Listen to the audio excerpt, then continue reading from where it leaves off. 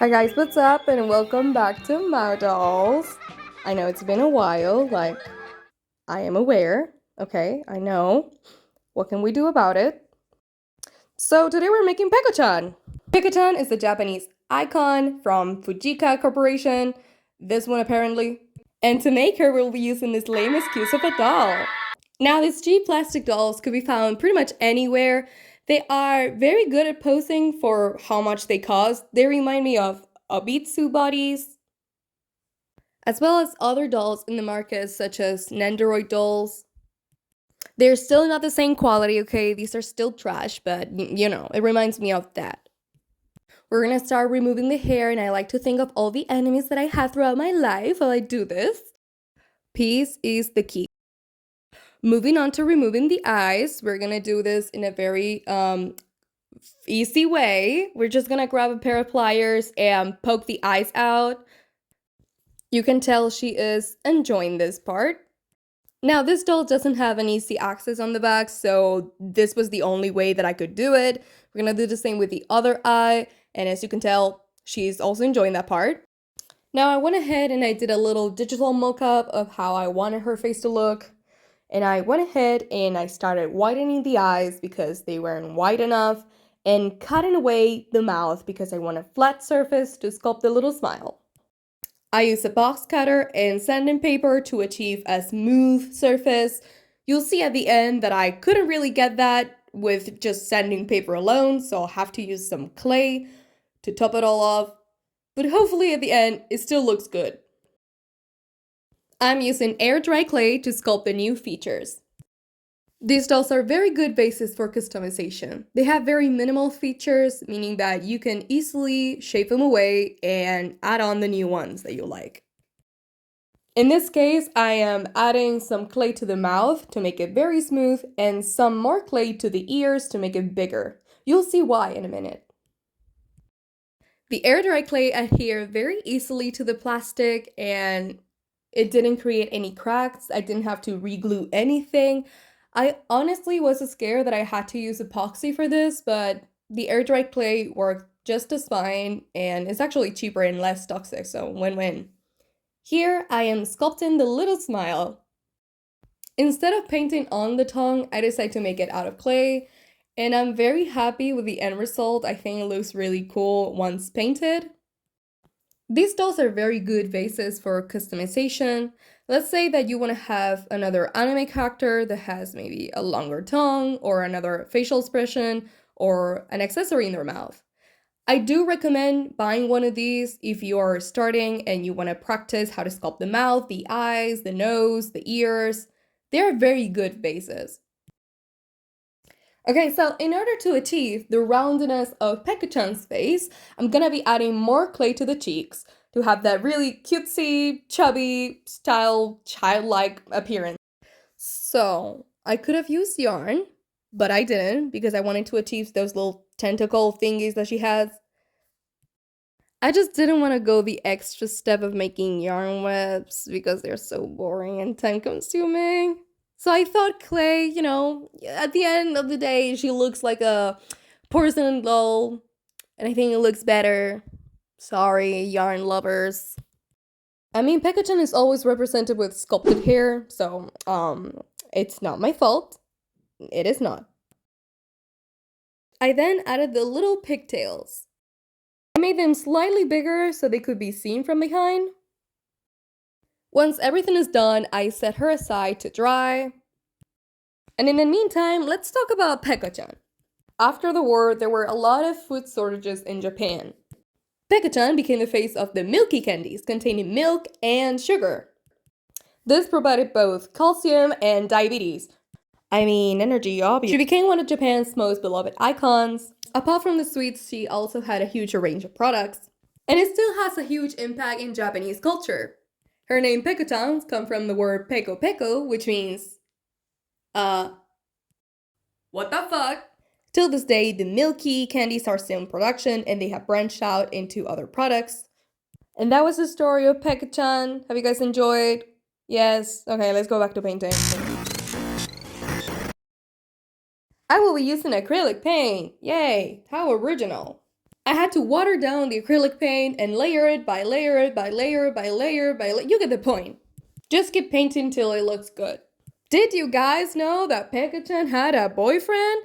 Me neither. His name is Peko-chan, and let's be honest, no one cares about him. For her hair, I'm gonna start with a watered down brown that kind of looks like shit and start building layers from there. Okay, all jokes aside, I do like seeing the painting process of her. It's really cool seeing her, how she started looking really bad. Peko was made in 1950, meaning that she's older than Hello Kitty and any other Sanrio minion. This makes her one of the oldest Japanese mascots. I went back and forth between shades of brown to give her highlights. I then went back with a lighter shade of red to mimic those red highlights that she has on the poster. Once I was satisfied with the paint job, I decided to go ahead and start with the face up. Since Peko-chan is meant to represent a child, I started with some shades of pink. I want her makeup to be very subtle. I mean, she's Peko-chan, not Trixie-chan. I also tried to match the color of the head with the body because the head looked a little dead. So I blushed the eyes, I blushed the cheeks, I blushed the nose and the mouth a little bit, as well as the inside of the ears. I tried controlling the blush a little more, so I went in with a Q-tip. You'll see me struggling with the blush as we go forward. While I'm at it, I also used the Q-tip for the nose to control a little bit more. I started to fill in the tongue with a little bit of gouache, and this is the moment when she really started to look like Peko-chan. I'd say that Peko-chan is one of my favorite characters, although not the top. I think that spot is reserved for Pingu. As you can see here, I'm feeling in the mouth, and it was so satisfying. I love it so much. Moving on to the eyes, I fell with brown, the crease, and the eyeliner. I tried adjusting Peko-chan's design as good as I could to the new face mold. Learning how to adapt a 2D character into a 3D object is a very valuable skill. For example, I played around with the design of the 3 lashes to give one of them as the eyeliner. It was very minimal because, again, she's a child, so I didn't want her to have a very bold eye makeup. This is where I struggle a little bit more with the blush. As you can see, in some variations of Peko, she had a very bold blush and in some others very minimal. I went with a mixture of both. I think the single red dot looks very doll-like. I don't know, it has some really cool vibe to it. I really do like it. I went on to add the other eyelashes, and then I gave some highlights to her face. Let's attach the eyes. As I said at the beginning, these dolls don't have an easy access on the back, so the only way to go is from the front. Yikes. The eyes were inspired by 1950s cartoons. So how it went? Well, great! The eyes were flat, so they were very easy to put in. And with a little gouache paints, I added some highlights. And with that, the face-up is done. I went in with varnish to protect and bring up the color. With this, she really looks like a porcelain doll, and I really like the vibe. It's time to make the clothes! Yay! So Peko has a t-shirt and overalls. It can't be that hard, right? No, honey, it's gonna be horrible. That's why we're starting with the bows. Glue a piece of fabric and then glue another piece of fabric on top. I mean, I was not gonna be sewing these. Here's a tutorial on how to make the bows. Grab a piece of fabric, fold it, and then you're gonna have to fold it again. Like so. And there you go. That's a bow. Repeat for the other side, and ta-da! It's a victory. Alright, let's move on to something a little harder. The overalls. So my lazy ass just traced around the doll, cut the shape, sew it in place, adding the straps, and oopsie, it's too big, it's okay, I'll fix it later. Add in the bottoms, and there you go, you have your overalls. The shirt, I traced it around the doll and cut the shape out of felt. If you thought this video was a sewing tutorial, I pity you. I mean, there are many ways to make a t-shirt. It's not like there's, well, good tutorials on YouTube, right? Like a bajillion tutorials on how to make free t-shirts. But no, my lazy ass just cut the shape and sew it in place and call it a day. It will work eventually, right? The best part is that it actually works. The doll can move around with it. It fits her well. She looks good. It doesn't look weird. But well, except that part, but we're not gonna look at the back. You see, it's gonna get covered anyway with the overalls, so let's say that I won, okay? I won the sewing part. It's perfect. We are not gonna be able to see it with the overalls. Let's just face it. I won this.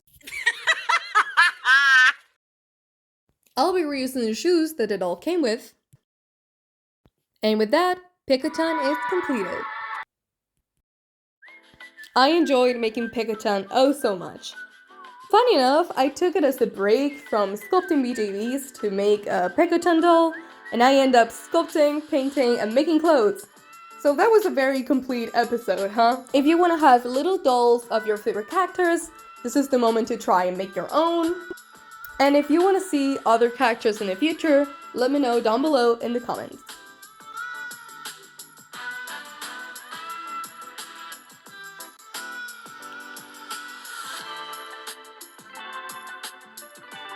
I hope you enjoyed the video, that will consider subscribing and liking it. Also, I have an Instagram if you want to check more of the stuff that I do. And I'll see you on the next one. Hopefully not in 3 months.